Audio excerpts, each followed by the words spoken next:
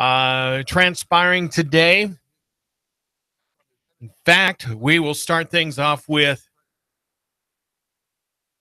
what was happening earlier this afternoon up in Hermitage with the Tennessee State Scholastic Athletic Association Legislative Council.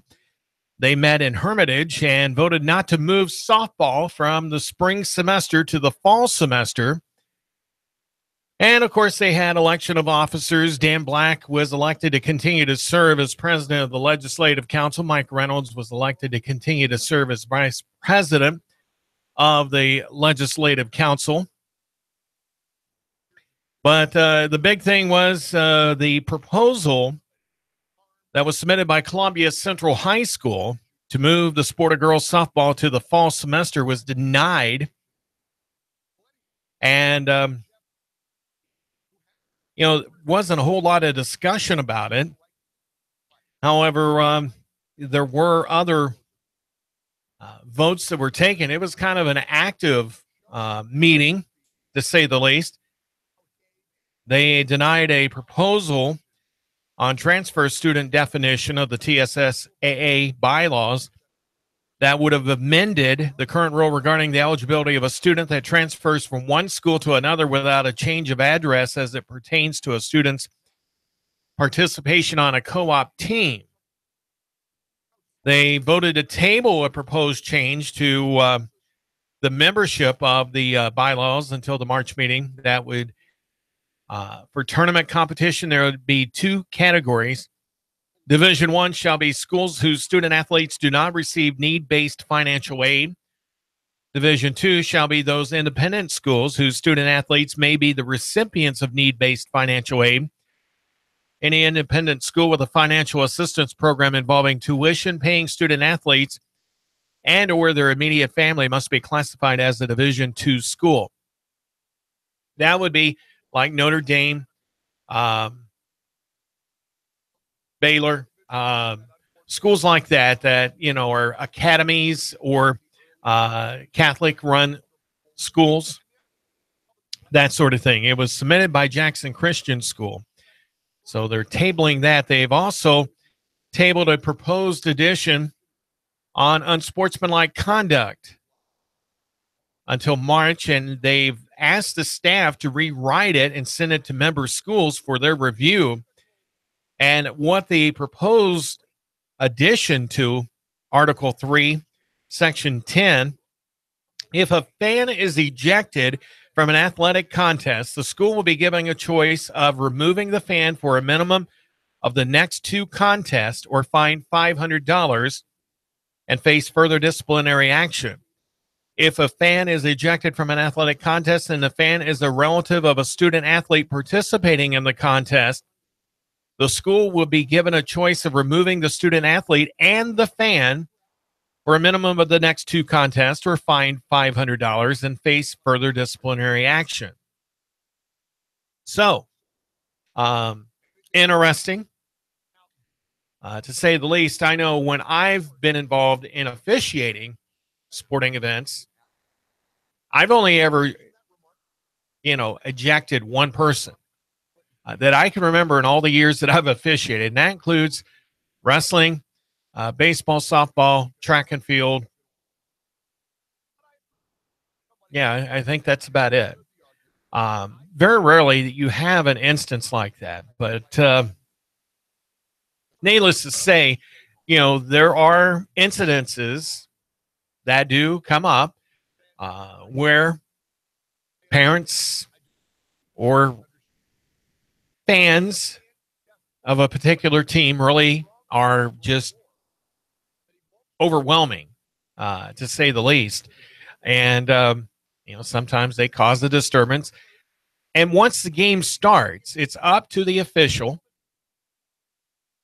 who will generally talk to the game manager, which is the ultimate one that's responsible for the school or the school district or the events being played, and kind of saying, all right, they're really getting to be a nuisance where it's affecting the play of the game.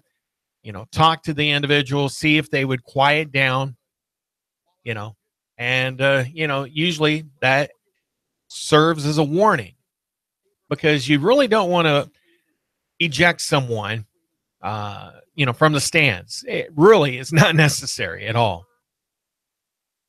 That second attempt, if it continues, then the official will stop the contest and say, out. And you're out. Did not realize that it was for the next two events, or at least that's what they're proposing. Usually it's one. If it's a really serious matter, yeah, there's usually a fine involved, because there generally are charges filed against that individual with the local jurisdiction, whether it be the local police, county sheriff, or state police, or whatever, depending on the circumstance, where the event's held at, who their local enforcement is, whether if there is a local police force, or if the sheriff's department has to step in. Sometimes you are in an area where you don't have that. You have to call the state police, and they will write the summons up. You'll go before the magistrate or district justice or justice of the peace, whatever they call them, for those purposes, for those summary offenses. And that's generally what it is. But, it's interesting where if they find out that the fan in the stands is a relative of the player in that particular game, that player removed as well of the next two contests. That's proposed, but it's tabled until March. So it'll be interesting to see how things come from that one. They did approve a change on the sports calendar. This is the current school year calendar guidelines for wrestling and girls wrestling.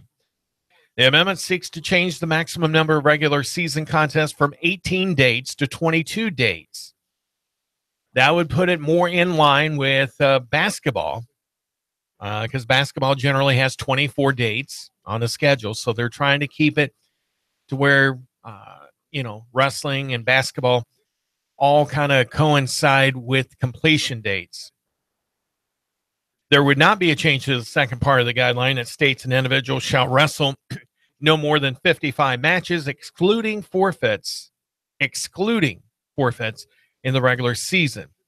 Now, Alcoa High School had proposed that change. Then they had some new business on the amateur rule and the award rule. And this is in Article 2, Section 18 on the amateur rule. Section 19 and 20 are the award rules. Section 18, a student who has never used and is not using his or her knowledge of athletics or his or her athletic skill for pay in the sports which the association governs, and who has always contested under his or her own name, is an amateur for officiating athletic contests, for working as an employee in a city or county recreation program, is not a violation of this regulation. All right, so what they're saying is, like, let's just say it's flag football or pee-wee football. If there's a player from the high school, which they generally, for the most part, volunteer, but, this also gives them, depending on the organization, where they're at, they may have some discretionary funds to where, they would pay for their officials. It also gives an opportunity for that student athlete that's in high school, an opportunity to make some spare cash on the side. Being a teenager, you're always looking for ways to make money. I know I did. I know all 6 of my boys have done that. So, that's a given. So generally, officiating a game, you might get 10, 15, 20 bucks, for spending an hour or two, blowing the whistle, making sure the ball is in the right spot or whatever. The TSSAA is saying that this is not going to be a violation if it's in a city or county recreation program. So that is great. Now it continues on here. A student who violates the amateur rule shall be ineligible for 12 months in the sport which the violation occurs. Such a student may be reinstated as an amateur after a period of 1 calendar year from the time he or she was declared ineligible that's elapsed, provided he or she has not violated the amateur rule during this period.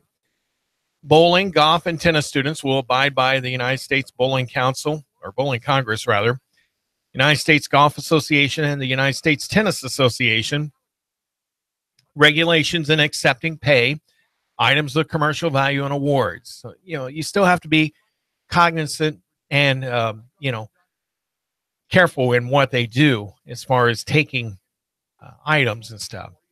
Now, under the award rule, Section 19 and 20, Section 19, a student may accept a medal, trophy, state championship ring, high school letter, sweater, jacket, shirt, blazer, or blanket, but nothing else of commercial value. A sweater, jacket, shirt, blazer, or blanket must carry the high school letter or other appropriate award emblem. Acceptance of forbidden awards will cause the student to become ineligible for 12 months in the sport in which the violation occurs. Bowling, golf, and tennis students will abide by those 3 governing organizations, regulations, and accepting awards. Section 20 says a member school that has any connection with the presentation of a forbidden award, such as assisting in the selection of the person to receive the award, permitting the award to be given at a school function, or holding the award for a student until he or she has graduated, shall be subject to suspension from tournament play in the involved sport for 1 season. So, some common sense, decisions that were made. So, that's good to know. So, TSSAA having their regional meeting there in Hermitage and trying to clean up a few items, of the rules and stuff and the bylaws. And that's good that those were addressed, and some really just make a lot of sense. So they're trying to make things right, I guess, as the times changes and everything. So it's just a little bit of high school stuff. And while we're talking high school, there's been a few minor changes to the East-West Classic that tips off tomorrow. East Hamilton will be hosting the first 2 days, and then the play will shift to Bradley on Saturday. It's the inaugural East-West Classic. We'll have a couple of changes from the original plan at East Hamilton, and continue Friday and Saturday with 6 and 5 game slates. Friday's 6-game card will also be at East Hamilton, but the Saturday action is to be played at Jim Smitty Arena at Bradley Central High School. Chick-fil-A is the primary sponsor for the Classic. The schedule for Thursday at East Hamilton will have at 6 p.m. Houston girls taking on East Hamilton. Friday at East Hamilton at noon will be Notre Dame girls taking on East Hamilton. At 1:30, Oak Haven boys taking on East Hamilton. At 3 o'clock, Arlington girls versus Oak Ridge. At 4:30, Bolton boys will take on Bradley Central. At 6 p.m., the Houston girls will take on Bradley Central. And at 7:30 p.m., Fayette Ware boys will take on Oak Ridge. Then on Saturday at Bradley Central, action will get underway at 1:30 with the Bolton boys taking on Oak Ridge. At 3 p.m., the Houston girls will take on Oak Ridge. 4:30 p.m., Fayette Ware boys taking on East Hamilton. At 6 p.m., Arlington girls will take on Bradley Central. And at 7:30 p.m., Oak Haven boys will take on Bradley Central boys. If you remember, Houston's girls reached the semifinals, and Oak Ridge was ousted in the quarterfinals in state action. They're part of 4 teams in the field that reached the 2017 state tournament last season: East Hamilton and Oak Ridge boys and the Houston and Oak Ridge girls. Eventual champion Memphis East whipped East Hamilton by 20 points in the quarterfinals. Oak Ridge boys also lost to Memphis East 63-60 in the semifinals. In 2016, Bradley's Barrettes and Oak Ridge's Lady Wildcats went on to states.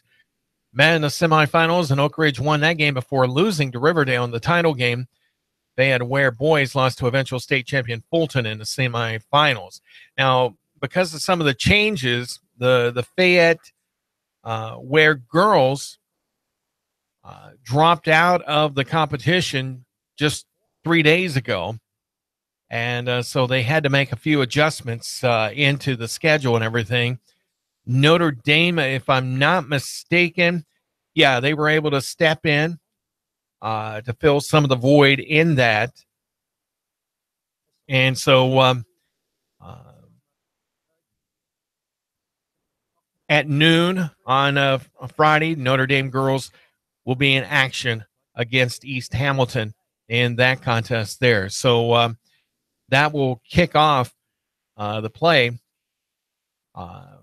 there on Friday at East Hamilton High School. But they've got a game tomorrow night, Houston girls and East Hamilton. So that's a look at some of the high school stuff going on.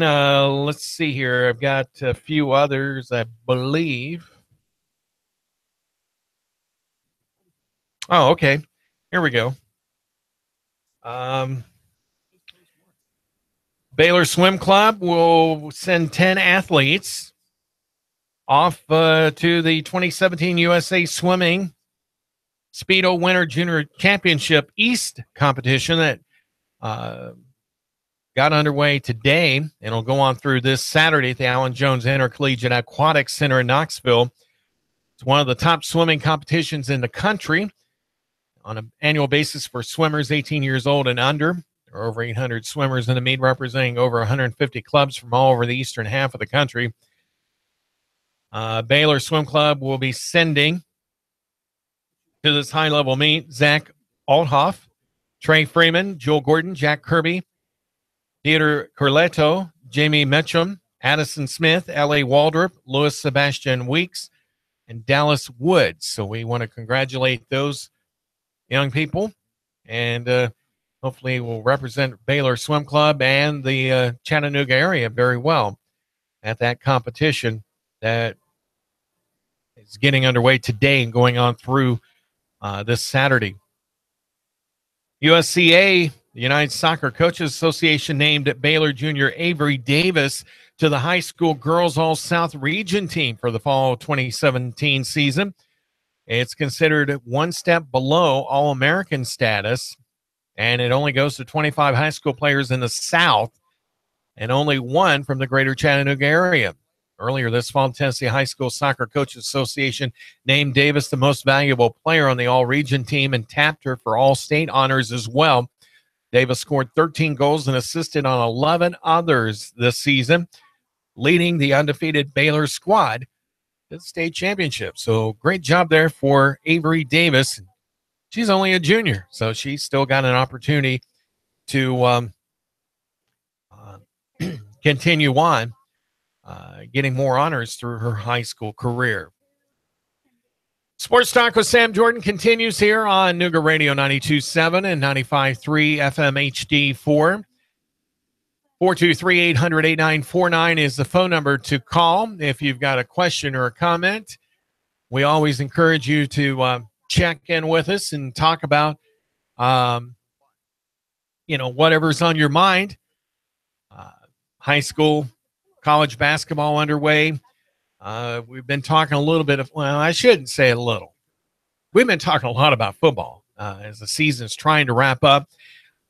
Tennessee is expected, according to reports, to be naming a new coach before Friday. Supposedly.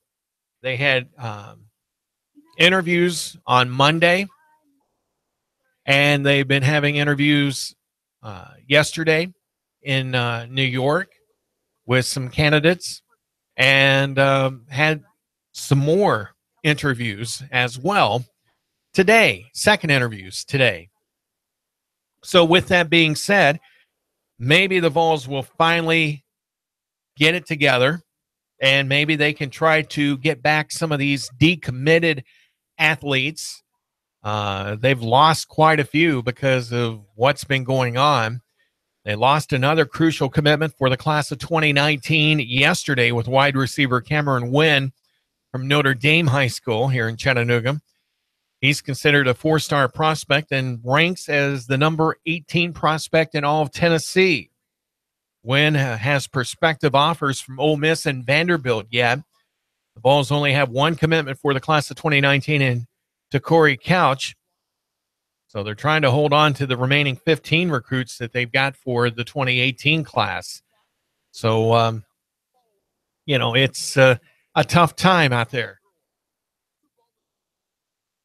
So while we're talking Tennessee football, let's swing over to the west of us. University of Arkansas. They hired Chad Morris. It was formerly the head coach at SMU to a 6-year, $21 million deal to become their next head coach. Morris succeeds Brett Bielema, who was fired the day after Thanksgiving after losing to Missouri 48-45.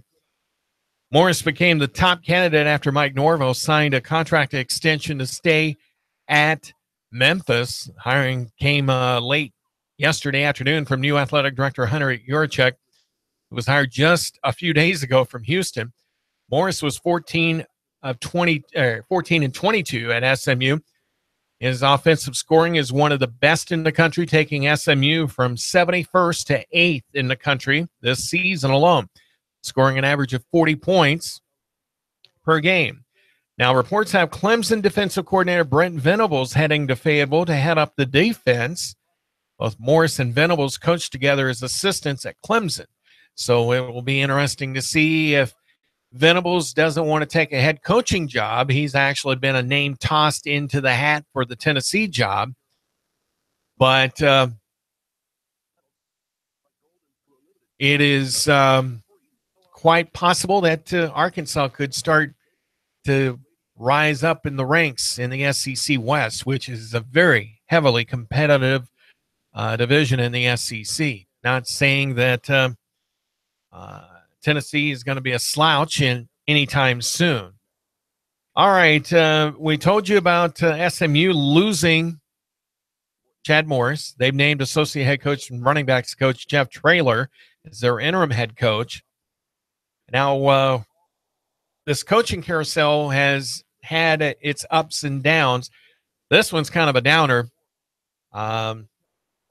South Carolina, the Gamecocks, over in the ACC, they announced the firing today of offensive coordinator Kurt Roper.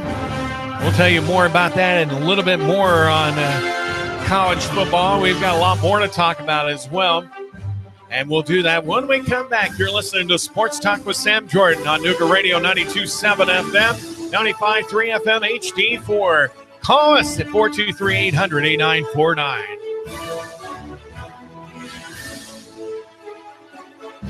The Tennessee Valley's news talk leader. Nooga Radio. Digital FM 95.3 HD4 and 92.7 FM.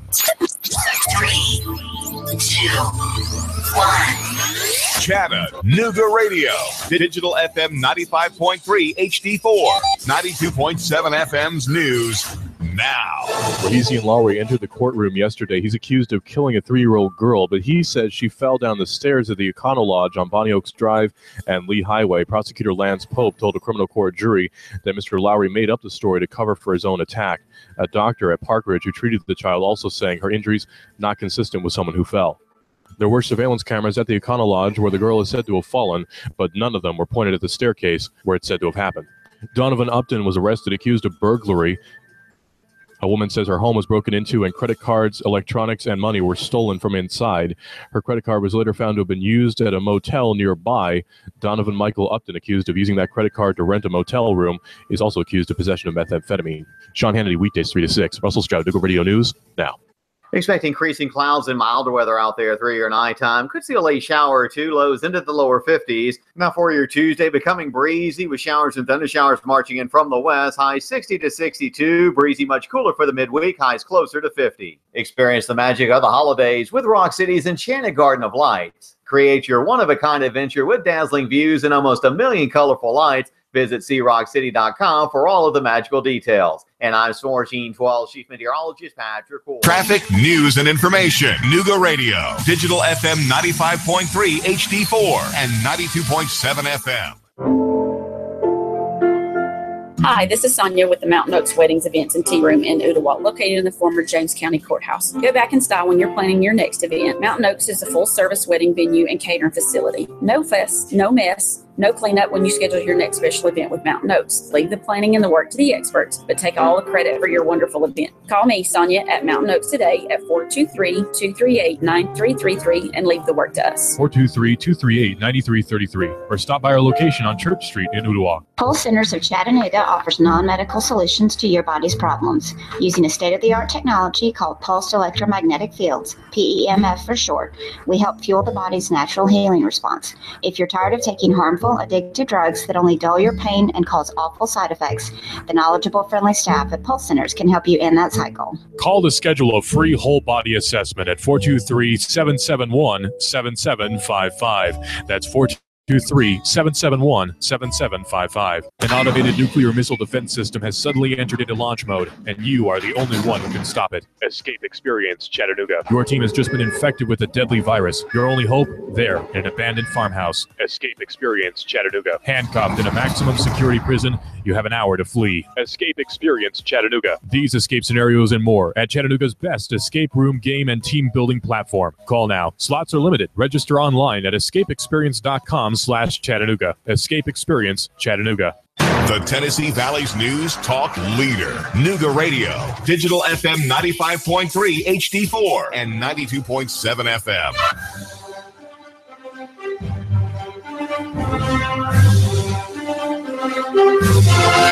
Sports Talk with Sam Jordan continues in the second half hour here. We were talking just before the break about South Carolina ditching their offensive coordinator in Kurt Roper. He was in contention for a job at Rice University.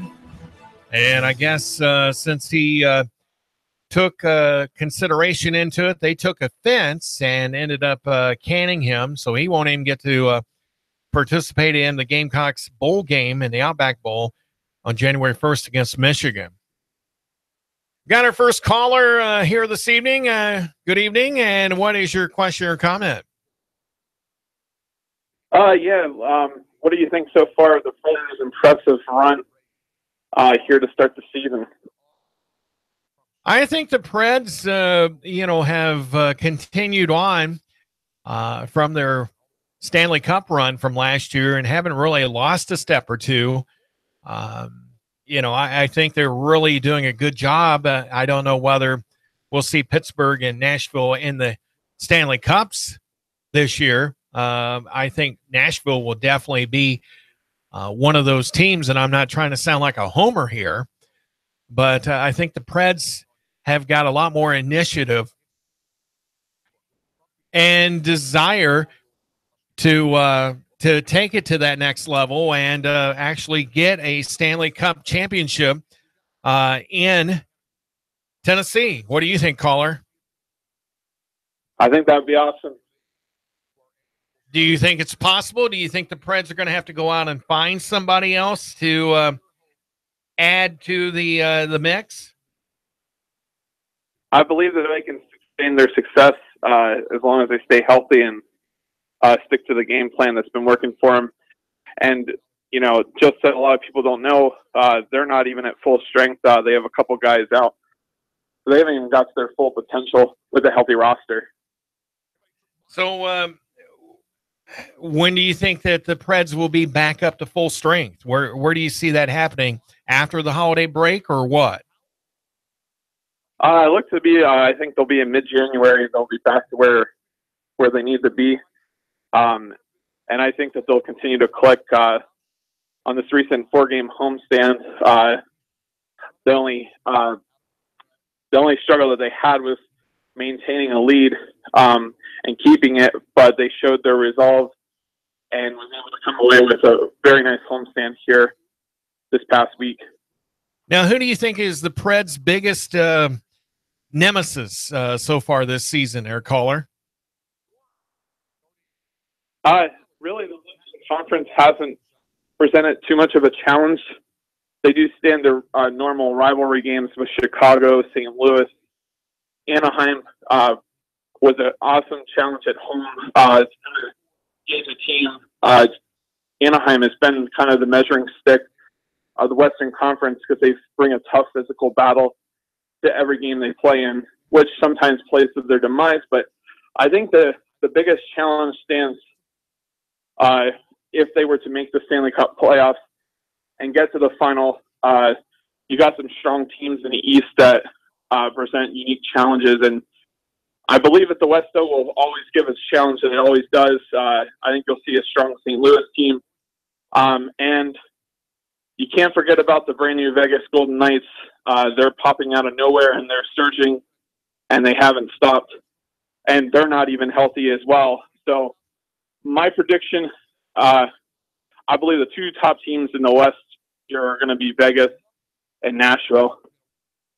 I was able to catch a few games on NBC at the start of the season because they were really giving a push there of how well Vegas has been playing. I'm really surprised that they've been able to pull a lot of players because they got, I think, one or two players from each of the teams, and sort of like a draft of sorts, and they've been able to pull together some impressive play from never playing together with each other until coming aboard just before the start of the season. Yeah, I mean, the Vegas Golden Knights each got a compensatory pick from each of the 30 other teams, and teams had to protect a certain amount of players for each team. So, I think they got the best draft that they could have for an expansion team. Actually using Nashville in this example, in 1998, the draft that they had to go from was players from college, kind of players that were at the end of their playing days, people, different types of players from different leagues. Nothing compared to what Vegas was able to muster with this past draft that the NHL put together. But fair is fair. You play the game. Each team has an equal chance to win. So, it's any given night, any team can beat any team. And you're seeing that with the Vegas Golden Knights. They haven't really shocked anybody. The one thing I think is impressive, for this Vegas squad is the fact that they pulled together, these players that have never, been together. They played probably against each other at some point in their careers. But when you look at Major League Baseball, when they expanded here a number of years ago, those teams, they went through the mill, losing like they did. Now, there's been an exception to the rule in the NFL with Carolina and Jacksonville, has had this year. They're having a good season, but typically you don't see an expansion team just start out of the gate and turn around and just play as well as they have. That's just amazing in itself. Yeah, I think we're set up for a great second half of hockey following the Christmas and All-Star break. Not really a Christmas break anymore, but after the All-Star break, I think you're going to see some great hockey, not that you haven't seen it already. But, as anybody in Nashville or in the Tennessee area, I think you can say, the Preds are a strong favorite.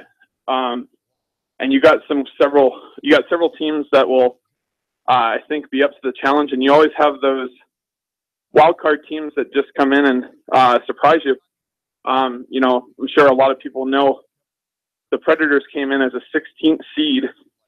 In technicality, there's not really a seeding chart per se, but they came in as the 16th and final team to make the playoffs and made it all the way to the Stanley Cup final, pushing the Pittsburgh Penguins to the verge of a Game 7 back in Pittsburgh.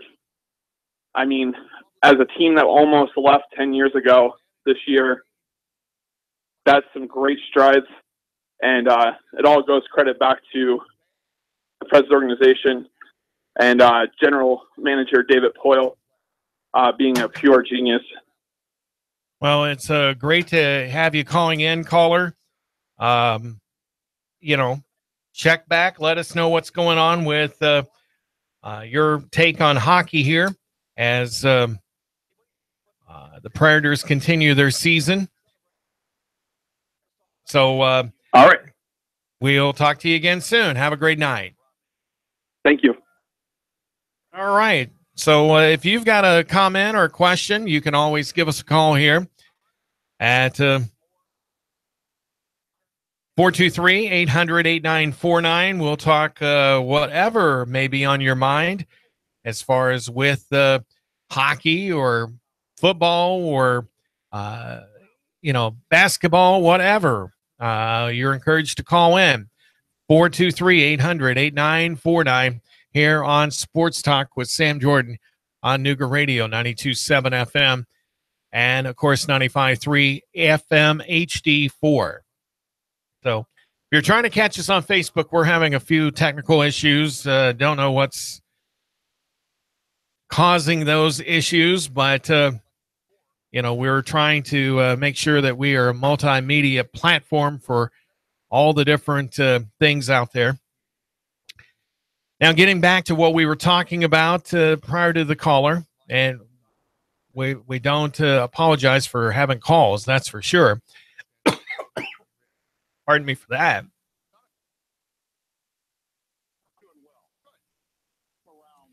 Auburn and Georgia may see some of their coaching staff disappear.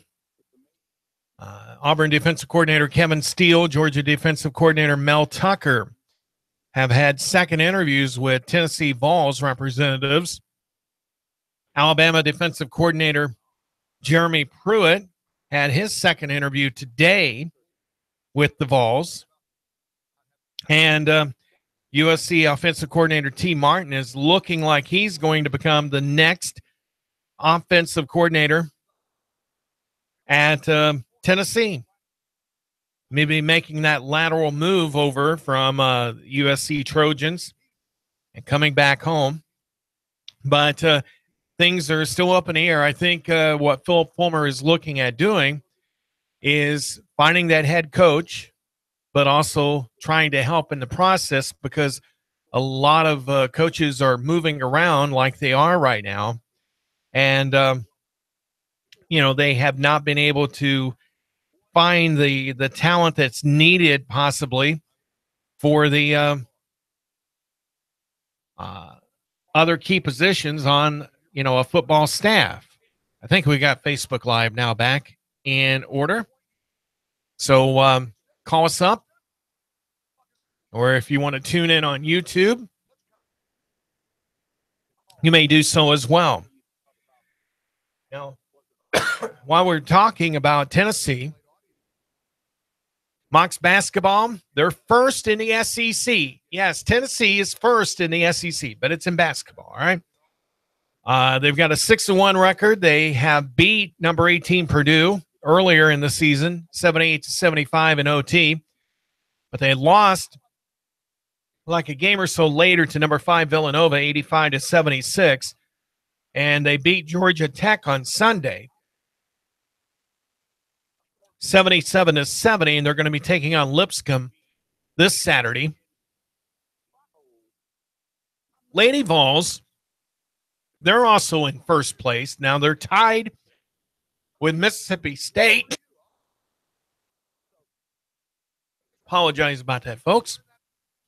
They've got an 8-0 record, and they take on Troy tonight at 7 o'clock. And then Sunday, they're at home with number 2 Texas. The Lady Longhorns, I've followed them, along with when I lived in Arkansas. That program never wanes or has a bad season.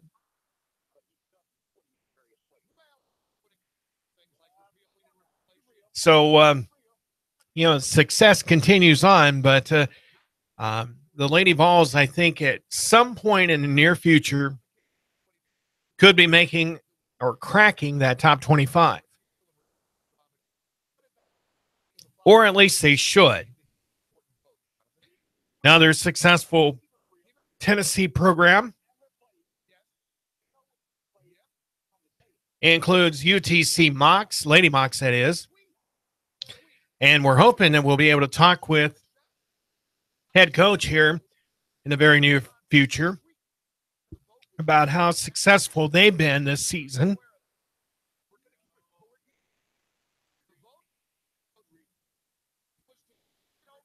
So, while we're talking Lady Mocks, senior Ariana Gilbert led Chattanooga to an overtime win this past Saturday against UT Martin at McKenzie Arena.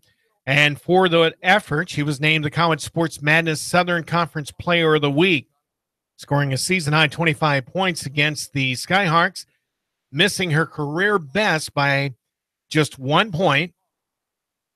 She shot 72.7% from the field, 8 or 11 was the actual numbers, and was 2 of 4 from the three-point line.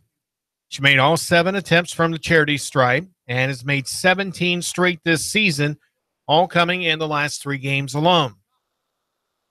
She played all 45 minutes, career high for the redshirt senior, and led the Mocs with 8 rebounds and had 5 assists in the game with just 1 turnover. She's second for the Mocs in scoring with 13.4 points and 5.4 rebounds per game on the year, shooting 48.4% from the floor. She's 14 of 31 from the three-point line and a team-high 27 assists.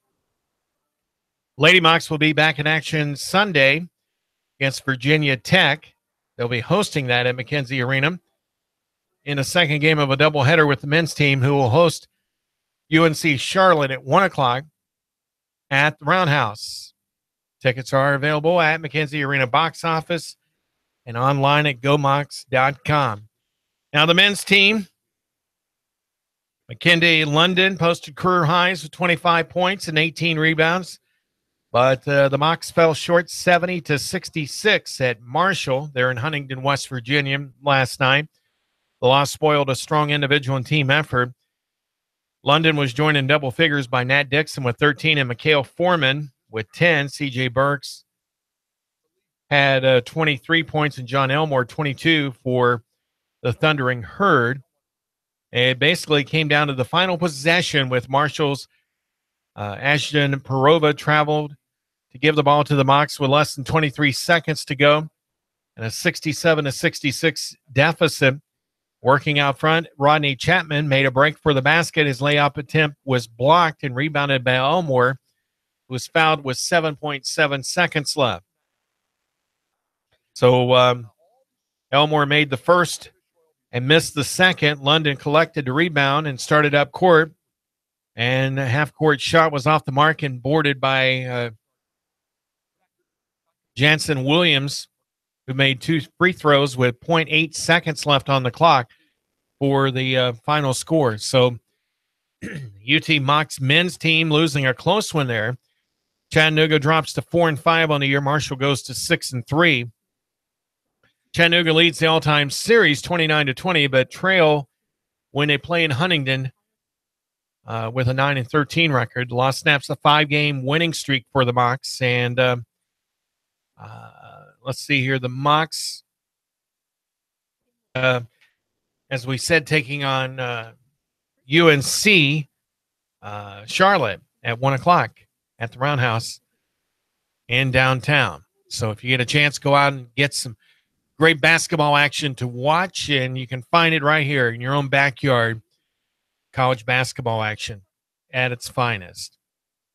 Lady Mocs, as I said, are 6-3. They're third place in the Southern Conference. The Mocs, the men's team, 4-5, and they're in 6th place in the Southern Conference. So still the season is early, and a lot of basketball left to play for both of those squads.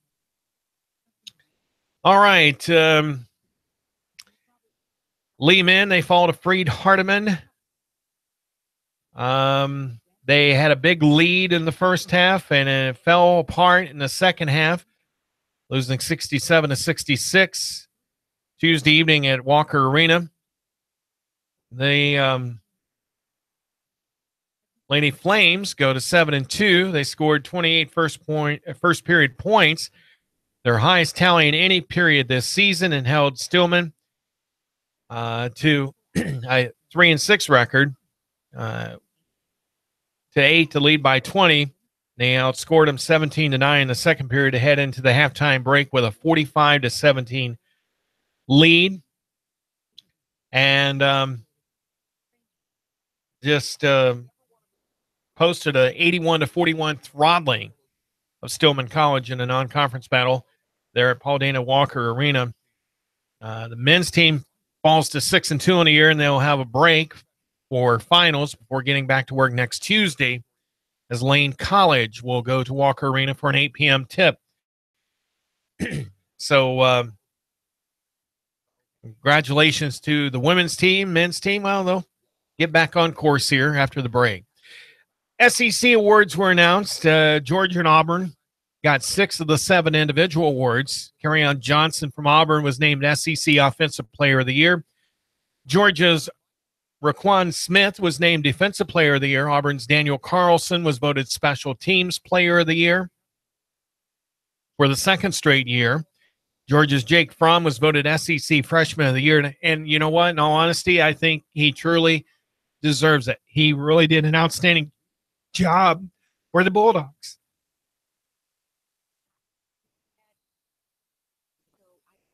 LSU's Danny Etling was selected as Scholar Athlete of the Year. Auburn's Braden Smith was named winner of the Jacobs Blocking Trophy, while Georgia coach Kirby Smart was named the SEC Coach of the Year. So, outstanding for Auburn and Georgia, getting 6 of those 7 awards. And then LSU's Danny Etling getting the Scholar Athlete of the Year. All right. Florida State, we'll get back into a little college football here while we got a little bit of time. Did what everybody expected him to do and hired Oregon's Willie Taggart as their next head coach, replacing Jimbo Fisher, who left to go to Texas A&M. That's why everybody calls it a coaching carousel. Taggart spent 1 season in Oregon after leaving the University of South Florida. Taggart will owe Oregon $4.5 million as part of the buyout agreement. $1.5 million of that is owed from the buyout from his South Florida gig. Taggart had turned down a 5-year, $20 million deal to stay in Eugene, Oregon, and coach the Ducks. Wow. So you can only imagine what kind of dollars were passed out at the hiring for that Florida State job. That's why I've said in the past, it's a business. And you've got to spend money to make money. And colleges, they are not frugal. They don't try to do it lean and mean. They just want the next big ring or championship to be in the trophy case or the ring on the finger, that sort of thing. Hey, did you hear about a former Tennessee Vol that made it into the College Football Hall of Fame? Well, that happened last night. Peyton Manning is the 23rd Tennessee Vol that got enshrined. He played in Knoxville from 94 to 97, threw for 11,201 yards and 89 TDs, compiling a 62.5% completion rate of his passes. That's pretty good. I think he got better as he got into the NFL with the Colts, but that's an awesome accomplishment. And, you know, everybody is thinking, College Football Hall of Fame? Yeah, it's been around for a long time. You know, most people, if they make it into the NFL Hall of Fame or, with that, which is an elite class all to itself, you know, College Football Hall of Fame's not that far behind either. You know, besides making it to the Wall of Honor for that, you know, individual school and everything. So congratulations to Peyton. Well-deserved. I'm sure there's a lot of others out there that you would think that would be a part of that as well. All right, we've got more sports coming your way here tomorrow. We'll talk to you then. It's hard to believe that we have wrapped up an hour already with Sports Talk with Sam Jordan here on Nooga Radio 92.7 FM, 95.3 FM HD4. And remember, you can always call in with your questions or comments. You can also text us on Facebook Live. Just watch us on Facebook Live. You can watch us on YouTube as well. And we just love talking sports. Until we talk to you again tomorrow with sports updates, have a great evening, and we'll talk to you again tomorrow. Have a great one, folks, here on Nooga Radio.